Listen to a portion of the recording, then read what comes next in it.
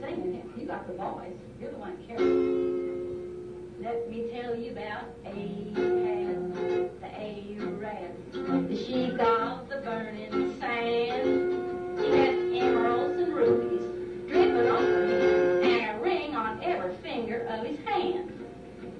He wore an old turban wrapped around his head and a big sword by his side. And every evening about midnight, he'd jump on his camel named Clyde and ride every night to the Sultan's tent, where he'd secretly meet with Fatima of the Seven Veils, the swingin'est #1 dancer of the Sultan's whole harem. Like him and her had a thing going, you know. They'd been carrying on for some time behind the Sultan's back. And you could hear him call out as he rode across the desert sand, and his voice would ring out as he'd say,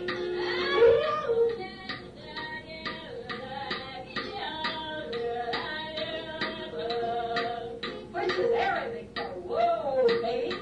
And Clyde would say,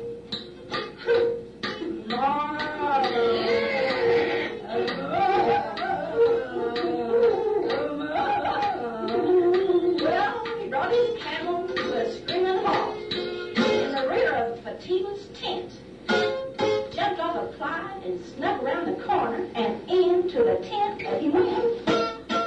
There he saw Fatima laying on a zebra skin rug, with rings on her fingers and bells on her toes and a bone in her nose. Oh, no. And there she was, friends and neighbors, in all her radiant beauty, eating on a raisin and a grape and an apricot and a pomegranate and a bowl of chitterlings, 2 bananas, 3 Hershey bars, and a sipping on a sweet cola, listening to her transistor, watching the Grand Ole Opry and reading Mad Magazine while she sings till chewing gums and splinters, and he'd walk up to her and say,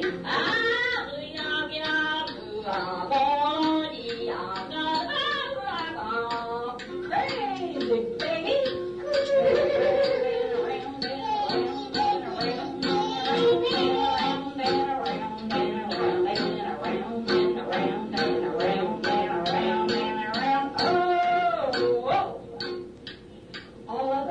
The Sultan walked in, and he thought that was the end. He and Fatima was caught by surprise, and the Sultan had fire flashing out of his eyes. Well, the Sultan charged at Ahab, intending to make a dent in his head, and he fled with Fatima, and out of the tent he went. They jumped on Clyde and started to ride, cutting out across the sand with the Sultan's whole army in hot pursuit, and on they ran.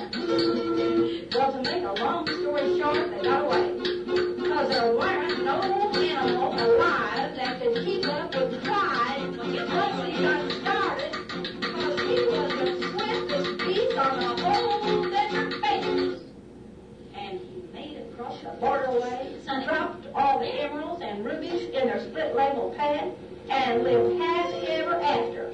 And that's the story about Ahab, the Arab.